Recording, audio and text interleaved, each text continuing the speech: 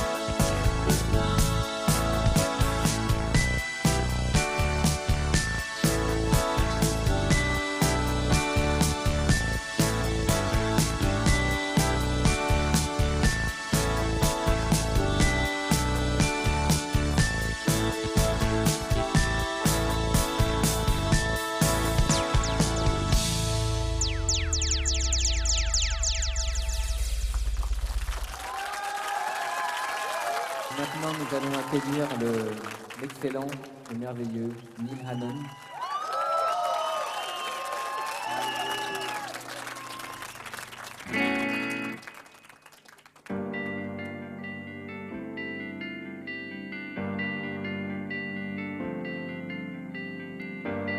Without blindness, there is no sight.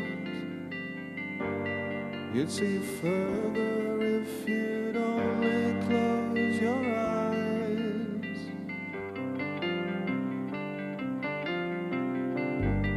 In unconsciousness, I can find peace. Inside prison walls, I can find release. There is a place that I have seen, somewhere between waking and sleeping.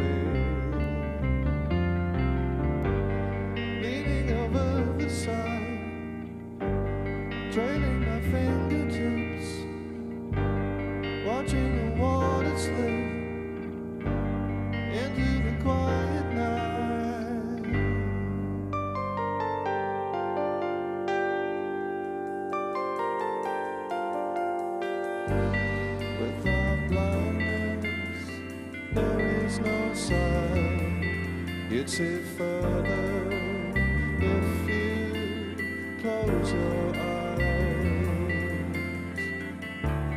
There is a place that I have seen, somewhere between waking and sleeping, down at the water's edge. Somebody waits for me. Is it too late for me? It's never too late, he says.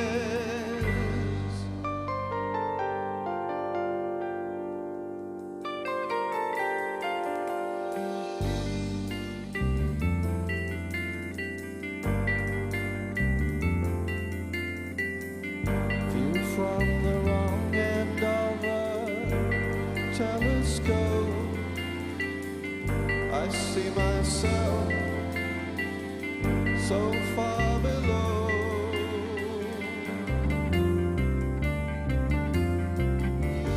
Still and silent, rest in peace. A thread unravels, a merciful release. There is a place that I have seen, somewhere between waking and sleeping. Now I can almost see figures upon the shore. He's gathering in the oars. Where are you taking me?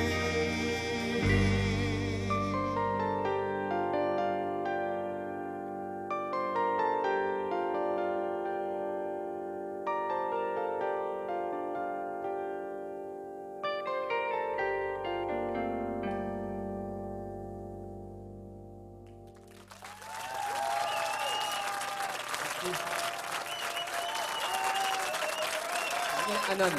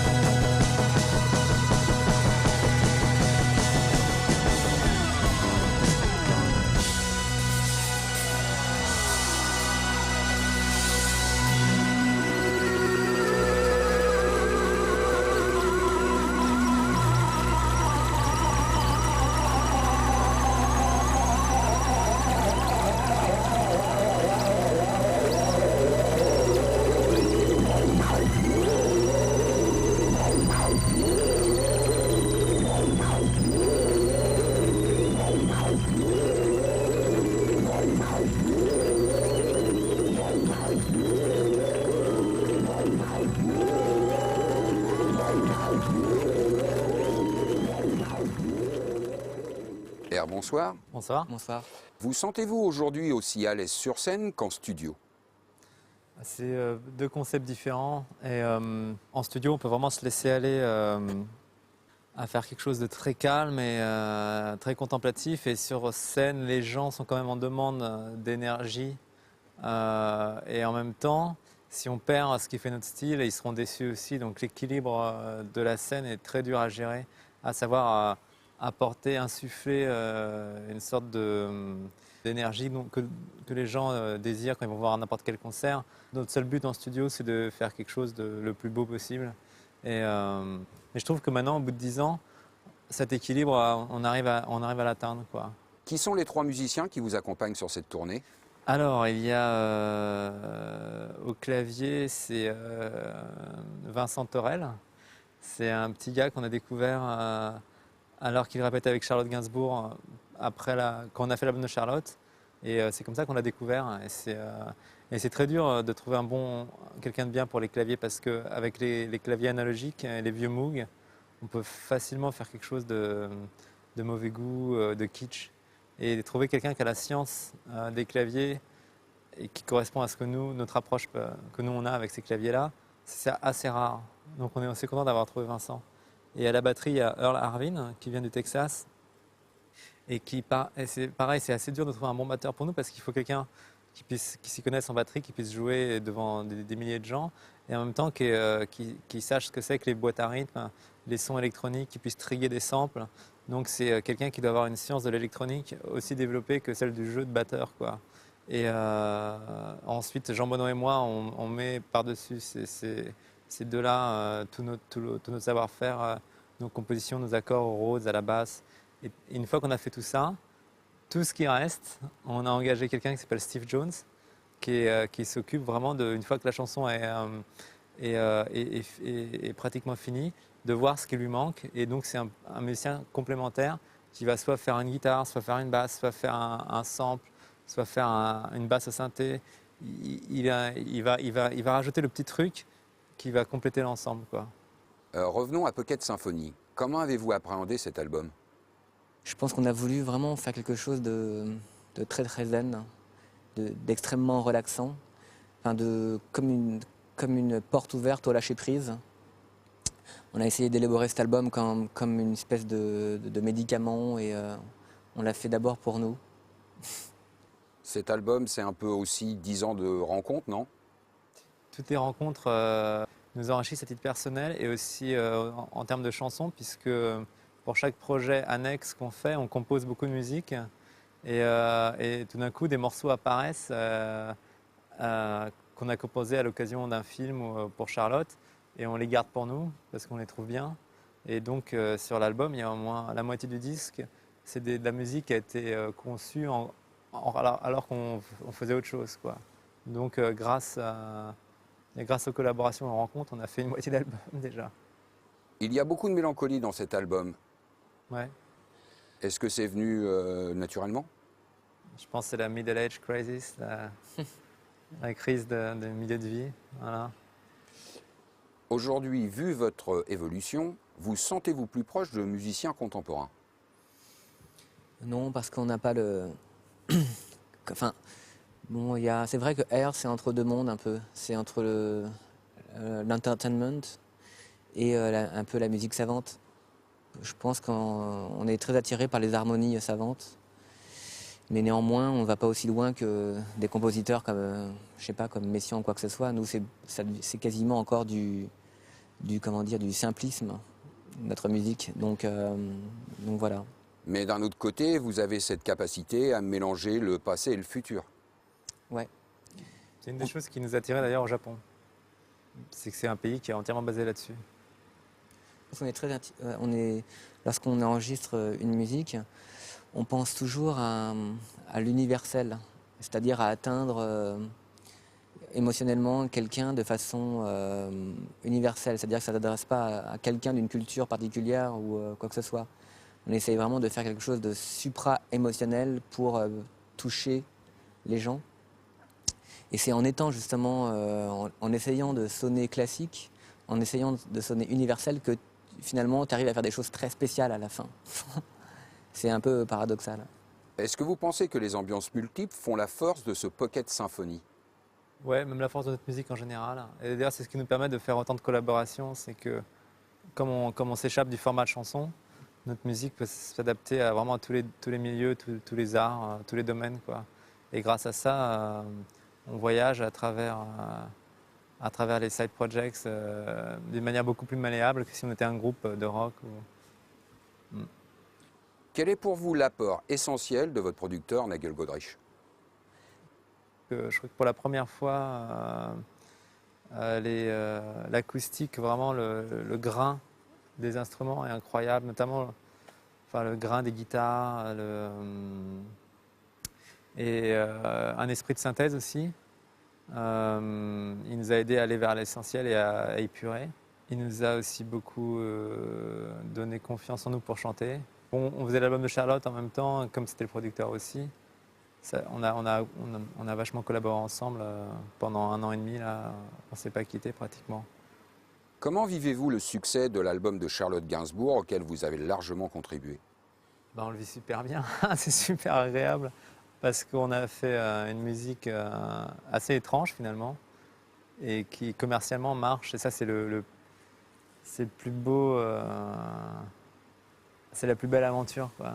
Ça, c'est vraiment mon rêve, c'est d'arriver à faire une musique spé et qui touche les gens d'une manière à travers les circuits plutôt commerciaux, les radios FM, les émissions de télé grand public. Et ça, c'est absolument génial, quoi. Nous, on est très nostalgique de l'époque où à la radio, il y avait des tubes comme Golden Brown des Stranglers ou Ghost de Japan. C'est des morceaux qui étaient complètement vraiment hors format. Et il y avait de la place pour ça à travers un circuit commercial, quoi. Enfin, avec Charlotte, j'ai l'impression que c'est ce qu'on a fait, quoi. Voilà. Il y a aussi la présence de Neil Hannon de Divine Comedy. Que représente-t-il pour vous? Alors d'abord une influence parce qu'il a fait des disques avant que nous on en fasse. Et je m'en rappelle vraiment depuis le début de sa carrière d'acheter ses albums et de les écouter, d'être un peu jaloux parfois. De la pure pop. Voilà, quoi. Et donc on est super contents. C'est un ami de Nigel et quand Nigel nous a proposé de l'inviter pour collaborer avec lui pour l'album de Charlotte, on était super contents. À la fin de l'album de Charlotte, on ne pouvait pas mettre autant de morceaux qu'on en avait fait. Donc à un moment, il faut s'arrêter, quoi. C'est vrai que les albums trop longs, c'est un peu indigeste. Donc on a enregistré la version originale avec Neil, le créateur des paroles. Finalement, qu'est-ce que le succès a changé pour R? Bon, ça a changé évidemment les conditions matérielles dans lesquelles on vivait. Ça nous a donné quelque part confiance en nous, confiance en notre son. C'est vrai que tout à l'heure, tu disais qu'on est arrivé à travers cette fenêtre de la French Touch. Et finalement, nous, parmi ces groupes, on avait vraiment la sensation de faire quelque chose de très très spécifique. On était vraiment musicalement en dehors de tout. Et on est arrivé avec cette fenêtre. Et donc, du coup, ça m'a donné vraiment comment dire, la vision de artistiquement, il faut vraiment chercher en soi profondément ce qu'on aime vraiment pour pouvoir un jour réussir. Et on a été récompensé de ça justement, d'être vraiment resté exactement artistiquement, d'avoir une ligne directrice parfaite, d'avoir fait quasiment aucun compromis et d'être resté comme ça et d'avoir tenu bon. Et puis ça a marché, ça a cartonné. Et finalement, ça a mis longtemps, mais ça a porté ses fruits. Et je pense qu'il faut toujours faire ça artistiquement, quoi. Il faut vraiment garder une ligne. Vous pouvez nous dire quelques mots de vos 2 projets à venir, le spectacle Aérolite avec le plasticien Xavier Veillant et le concert spécial à Versailles. Ah ouais. Bah alors Xavier, c'est un artiste qu'on adore depuis. On l'a connu il y a une dizaine d'années à New York quand on travaillait sur Moon Safari. Et il a conçu la pochette du disque Pocket Symphony. Et on prépare un spectacle donc à Beaubourg qui s'intitule Aérolite et qui sera quelque chose d'assez ambiante autour des météorites. Et ce sera de la musique complètement planante à base d'instruments japonais et de nappes de synthé New Age. Donc ce sera à l'opposé complet de nos concerts. Et c'est une manière un peu justement de faire retomber la pression Parce qu'il n'y a aucun enjeu. Là, comme tu parlais du succès, de choses comme ça, c'est des choses que même si on se garde la liberté de ne pas y penser, inconsciemment, je pense qu'on l'a toujours quelque part. Quand on fait un disque, est-ce que ça va marcher, est-ce que ça va pas marcher? Donc au moins, quand on fait des projets comme ça, c'est des projets qui sont très relaxants parce qu'ils n'ont pour but que d'être eux-mêmes, quoi. Et ça, c'est à tous les niveaux. Et ça, c'est ce que j'aime quand je vois des gens comme Xavier ou les gens avec qui on a collaboré comme Angelin Prège-Locage ou Alessandro Barrico. C'est des gens qui montent des projets dans un but uniquement artistique et leur vie, c'est ça, c'est de se lever le matin et de voir... enfin, quand on est plasticien, quand on crée quelque chose, c'est une sorte de démarche complètement finalement gratuite. Et ça, c'est génial. Et bosser avec lui, c'est une manière de se rapprocher de cette démarche-là. Et le concert de Versailles? Et le concert de Versailles, l'idée, c'est de faire un concert dans un endroit qu'on adore, le parc de Versailles, qui est pour nous un endroit les plus beaux du monde, qui a été à la source de notre inspiration depuis des années. C'est un endroit hautement psychédélique, contrairement à ce que les gens pourraient penser. Et je pense que on va faire un concert avec tous les gens qui faisaient partie de cette scène-là, enfin une partie des gens qui faisaient partie de cette scène-là, avec Alex Goffer, avec les Phoenix. Mais c'est surtout une manière de casser la routine parce que c'est toujours intéressant de chercher des lieux différents. Donc là, il y a Versailles, mais il y a aussi Fourvière. C'est juste de casser le circuit traditionnel, de faire des concerts dans des salles faites pour ça. Et c'est vrai que là, rien que le défi d'installer une scène sur l'eau et de jouer comme ça sous la voûte céleste, c'est des choses qu'on aime bien faire. On a des souvenirs de concerts comme ça en Grèce, dans la montagne, dans des amphithéâtres, des choses comme ça. C'est des choses qui nous touchent beaucoup. Et voilà quoi. Donc ça, ce sera au mois de juin, le 29 juin. Merci messieurs et bon voyage. Merci. Merci.